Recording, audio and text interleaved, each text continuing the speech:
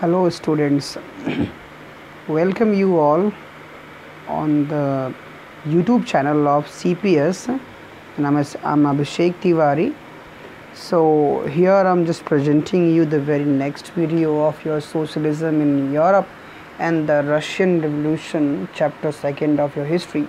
Students, मैं अभिषेक तिवारी आज आपको जो है socialism in Europe and the Russian revolution से एक अगला टॉपिक जो है देने चल रहा हूँ। लास्ट डे हम लोगों ने लिबरल्स, रेडिकल्स एंड कंजर्वेटिव्स के बारे में पढ़ा था और होप आपको ये समझ में आया होगा। If you have any query regarding तो आप मुझसे कांटेक्ट कर सकते हैं on my WhatsApp number, okay, straightly और just by calling me.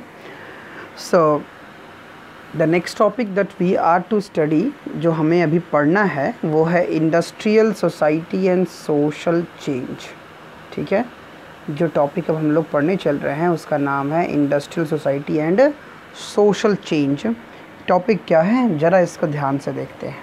Okay, so industrial society and social change एक बहुत ही इम्पॉर्टेंट टॉपिक है कि जो कंटेम्प्रेरी इंडस्ट्रियल सोसाइटी थी और जो सोशल चेंजेस उसकी वजह से कैसे हुए उसको ज़रा सा हम लोग थोड़ा सा उसको ग्लैंस करते हैं। So take a look, these political trends were sign of a new time. ये जो पॉलिटिकल ट्रेंड्स थे जो वहाँ पे बदलाव हुए वो एक नए समय के कहीं ना कहीं एक साइन था, एक सिंबल था। It was a time of profound social economic changes. यह एक समय था जब बड़े मात्रा में सामाजिक और आर्थिक बदलाव हो रहे थे उस वहाँ पे यूरोप में। It was a time when new cities came up. यह वो समय था यूरोप में जो 20th सेंचुरी की शुरुआत में जब यूरोप में नए नए शहर एग्जिस्टेंस में आ रहे थे और नई इंडस्ट्रियलाइज रीजन्स डेवलप हो रहे थे नए नए, क्योंकि तब तक दुनिया के कई हिस्सों में पूरे यूरोप में इंडस्ट्रियलाइजेशन आ चुका था। तो नए नए इंडस्ट्रियल रीजन्स भी डेवलप हो रहे थे, क्षेत्र भी विकसित हो रहे थे, रेलवे का विस्तार हो रहा था और इंडस्ट्रियल रिवोल्यूशन जो है वो लागू हो चुका था, आ चुका था। तो इस तरीके से जो है ये सारे चेंजेस वो देखने को मिल रहे थे इंडस्ट्रियल सोसाइटीज़ में। ठीक है, ये इतने तमाम जो है बदलाव देखने को मिल रहे थे। Industrialisation brought men, women and children to factories. और इस इंडस्ट्रियलाइजेशन की वजह से क्या हुआ कि जब इंडस्ट्रियलाइजेशन हुआ तो जो बेरोज़गार पुरुष, स्त्रियां और बच्चे थे ये सबको इंडस्ट्रीज़ में काम मिलने लगा, फैक्ट्रीज़ में काम मिलने लगा और ये फैक्ट्रीज़ की ओर जो है अट्रैक्ट हुए। Work hours were often long and wages were poor. लेकिन जो वहाँ पे काम करने का जो तरीका था वो बड़ा ही एक्सप्लॉइटिंग था कि वर्क आवर्स बहुत ही लिमिटेड थे, ऑफन जो है लंबे और लिमिटेड हुआ करते थे, मतलब लंबे होते थे और मजदूरियाँ लिमिटेड हुआ करती थी। ठीक है, काम कई घंटे कराने पड़ते थे, एक्स्ट्रा काम लेते थे जबरन, और इसके अलावा जो है ना मजदूरी भी बहुत कम हुआ करती थी। Unemployment was common. बेरोज़गारी भी कॉमन एक एट्रीब्यूट था उस समाज का, particularly during time of low demand for industrial goods. क्योंकि कुछ विशेष समय के दौरान जब इंडस्ट्रियल गुड्स की डिमांड बहुत कम हुआ करती थी, उस पीरियड के दौरान जो है यूरोप में एक बड़ा अनएम्प्लॉयमेंट देखने को मिलता था। स्पेशली जैसे आप जानते हैं कि यूरोप के बहुत से कंट्रीज़ ऐसे हैं जहाँ पे बहुत कड़ाके की ठंडक पड़ती है और ठंडक ये कम से कम 7 से 8 महीने तक होती है और कुछ महीने बहुत ज़्यादा टफ़ सिचुएशंस क्रिएट करते हैं। तो उस दौरान इंडस्ट्रीज़ बंद हो जाती हैं। तो जब फैक्ट्रीज़ बंद हो जाती हैं तो अनएम्प्लॉयमेंट एक कॉमन समस्या बन जाती है। Housing and sanitation were problem since towns were growing rapidly. Housing और सैनिटाइजेशन ये दोनों चीज़ें जो हैं प्रॉब्लम थी, मतलब घर की समस्याएं लोगों के पास थी। सैनिटाइजेशन मतलब साफ़ सफाई नहीं हुआ करती थी। ये समस्याएं जो है since towns were growing rapidly, शहर तो तेज़ी से बढ़ते गए, लेकिन आपको ये मालूम होना चाहिए कि शहरों की एक खासियत स्लम बस्तियां भी होती हैं गंदी बस्तियाँ जैसे धारावी है, ठीक है, महाराष्ट्र में मुंबई में जैसे धारावी है, वैसी गंदी बस्तियों का भी जन्म होता है शहरों के बनने के साथ। क्योंकि जो वर्क फोर्सेस होता है, जो फैक्ट्रीज़ में काम करने वाले लोग होते हैं, अब वो तो उनकी मजदूरी इतनी तो होते नहीं है कि वो बंगलो ख़रीद के रह सकें, ठीक है, जुहू चौपाटी मरीन ड्राइव्स पे वो बंगलो ले लें, फ्लैट ले लें, ऐसा तो संभव है नहीं। तो क्या करते हैं, वो बेचारे केवल धारावी जैसे स्लम में रहते हैं। स्लम मतलब गंदी बस्तियां होती हैं, उनमें वो रहते हैं। तो इस तरह से वर्क जो होता था यहाँ पे, ऐसी सैनिटेशन एक बड़ी समस्या के रूप में दिखाई पड़ता था, ठीक है। तेज़ी से जिस तरह से शहर बढ़ रहे थे, लिबरल्स और radicals search for solutions to these issues. तो जो लिबरल्स और रेडिकल्स थे, ये दोनों ही लोग जो हैं इन तमाम इश्यूज़ की सॉल्यूशंस की तलाश में लगे हुए थे। Clear? Almost all industries were the property of individuals. लगभग सभी जितनी इंडस्ट्रीज़ होती थी, ये इंडस्ट्रीज़ क्या थी, ये प्रॉपर्टी हुआ करती थी इंडिविजुअल्स की, ठीक है, इंडिविजुअल लोगों की प्रॉपर्टी हुआ करती थी। सो इस चीज़ को आप समझ सकते हैं कि जो इंडस्ट्रीज़ हुआ करती थी, फैक्ट्रीज़ वगैरह, ये इंडिविजुअल लोगों की प्रॉपर्टी हुआ करती, मतलब इस पे किसी एक का अधिकार होता था। लिबरल्स और रेडिकल्स जो थे, themselves were often property owners and employers. Liberals और रेडिकलिस्ट भी कहीं कहीं पे प्रॉपर्टी ओनर और एम्प्लॉयर हुआ करते थे, जो एम्प्लॉयमेंट दिया करते थे।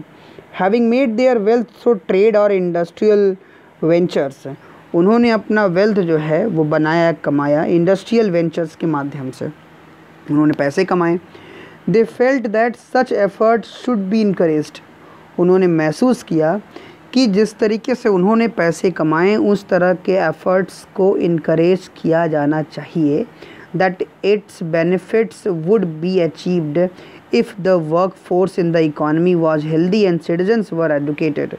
ठीक, उनका अपना ये मानना था कि जो बेनिफिट्स है would be achieved, in benefits को प्राप्त किया जाना चाहिए if the work force in the economy, अगर देश की जो इकॉनमी के वर्क फोर्स हैं, काम करने वाली जनसंख्या है, अगर वो हेल्दी और सिटीजन्स पढ़े लिखे होंगे, ठीक है। सो इस तरह से उन्होंने सोचा। Opposed to the privileges the old aristocracy had by birth, ठीक है, उन्होंने जन्म के आधार पे जो ओल्ड एरिस्टोक्रेसीज़ को, जो सामंतियों को ना प्रिविलेज विशेषाधिकार मिला करता था, उसका इन्होंने विरोध करना शुरू किया, ठीक है। They firmly believed in the value of individual efforts, वो लोग इंडिविजुअल एफर्ट्स की वैल्यूज को कहीं ना कहीं ज़्यादा महत्व दिया करते थे, ठीक है। ये लिबरल्स और रेडिकलिस्ट जो थे, लेबर और इंटरप्राइजेस, जो लेबर और इंटरप्राइजेस होते हैं, इंडिविजुअल एफर्ट्स हैं, इनको ज़्यादा महत्व दिया करते थे। If freedom of individuals was insured, अगर हर व्यक्ति मात्र की अगर आज़ादी को सुनिश्चित कर दिया जाए, if the poor could labour, अगर हर गरीब को जो है मेहनत करने को मिल जाए, and those with capital could cooperate with restraint, और जो कैपिटल वाले जिनके पास पैसे हैं वो कॉपरेट कर सके ऐसे जो समाज में बाधित लोग हैं उनके साथ में। So they believed that societies would develop, तो ऐसे लिबरल्स और रेडिकल्स का मानना था कि समाज इससे विकसित हो जाएगा, डेवलप हो जाएगा। बहुत से ऐसे वर्किंग मैन और वीमेन थे जो चाहते थे कि चेंजेस हो in the world, rallied around liberals and radical groups and parties in the early 19th century.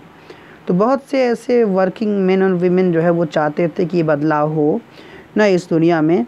Rallied around liberals and radicals, जो कि लिबरल्स और रेडिकल लोगों के इर्द गिर्द रैलियों की तरह भीड़ के रूप में मोबिलाइज होने लगे ना, और पार्टीज़ के रूप में अर्ली 19th सेंचुरी के शुरुआत में पार्टीज़ के रूप में डेवलप होते चले गए। Some nationalists, liberals and radicals wanted revolutions to put an end to the kind of government established in Europe in 1850. कुछ ऐसे नेशनलिस्ट और लिबरल और रेडिकल्स थे जो चाहते थे, ठीक है, वो विद्रोह चाहते थे, क्रांति चाहते थे कि जिस तरह की सरकार यूरोप में 1815 के बाद से फिर से रीस्टैब्लिश हुई, उस सरकार को उखाड़ फेंकना चाहते थे, उस सरकार को के खिलाफ ये विद्रोह करना चाहते थे। कुछ राष्ट्रवादी और लिबरल्स थे। In France, Italy, Germany and Russia they become revolutionaries ना। इन देशों में ये सभी लिबरल्स क्या थे, ये क्रांतिकारी बन गए। And worked to overthrow existing monarch, और पहले से स्थापित इस मोनार्क को हटाने के लिए उन्होंने काम करना शुरू कर दिया। Nationalist talked and of revolutions, राष्ट्रवादियों ने जो है रिवोल्यूशंस के बारे में बात किया। दे वुड क्रिएट नेशंस, वो राष्ट्र को बना सकते हैं। Nations where all citizens would have, जहाँ पे सभी नागरिक जो हैं वुड हैव इक्वल राइट्स, जहाँ सभी के पास इक्वल राइट्स हो, इस चीज़ की मांग होने लगी। आफ्टर 1815, तो जब इन लिबरल्स और नेशनलिस्ट जो नेशनलिस्ट थे, इन सब के मूवमेंट करने के बाद 1815 के बाद Giuseppe Mazzini an Italian nationalist conspired with others to achieve this in Italy. तो एक गुसेप मैजनी नाम का एक नेशनलिस्ट था, इटालियन नेशनलिस्ट, जिसके बारे में आप क्लास 10th में पढ़ेंगे। उन्होंने क्या किया, उन्होंने सीक्रेट सोसाइटीज़ बना कर इटाली में, ठीक है, नेशनलिज्म को अचीव करने के लिए प्रयास करना शुरू कर दिया। So nationalist elsewhere including India read this his writings, ठीक है, पूरे देश में जो है और देश के बाहर भारत वगैरह में भी ना कई जगह लोगों ने जो है उनकी राइटिंग्स को पढ़ना शुरू कर दिया ना। उनकी रिवोल्यूशनरी आइडियाज़ को जो है स्टडी किया जाने लगा। तो इस तरीके से जो है एक इंडस्ट्रियल सोसाइटी की हम लोगों ने स्टडी किया कि किस तरह का इंडस्ट्रियल सोसाइटी था, और उसमें लिबरल्स और रेडिकल्स की वजह से धीरे धीरे ग्रेजुअली कैसे बदलाव आता गया। जिन लोगों ने लिबरल्स और रेडिकलिस्ट सोच वाले लोगों ने, जिन्होंने समय के साथ ट्रेड करके कुछ पैसे कमा लिए, उन्हें जो वहाँ के लोअर स्ट्राटा के लोग थे, समाज के जो सबसे निम्न वर्ग के लोग थे, उनके साथ जो हो रही एक्सप्लॉयटेशंस था, उन्होंने उनको भी अपनी कॉग्निशन में लेना, अपनी संज्ञान में लेना शुरू किया और उनके लिए बदलावों का प्रयास करना शुरू किया। बाद में यही प्रयास जो है वो रिवोल्यूशंस के रूप में बदले, ठीक है। तो इनके बारे में डिटेल स्टडी जो है अब अगले लेक्चर में हम लोग स्टूडेंट्स पढ़ेंगे कि coming of the socialism in Europe, ठीक है। अब इन चीज़ों से जो अब अभी तक हम लोगों ने देखा, ये एक सीडलिंग्स, एक सीड है, सीड शोइंग था कि इन सब चीज़ों से कैसे यूरोप में समाजवाद का उदय हुआ, how socialism emerged in Europe after these circumstances और in the conditions of social change and industrial societies. Okay, तो वो अगले लेक्चर में हम डिस्कस करेंगे बच्चों। तब तक के लिए बस आप यही पढ़ते रहिए और नेक्स्ट वीडियो में फिर से मिलेंगे एक और टॉपिक के साथ। Till then you enjoy, thank you.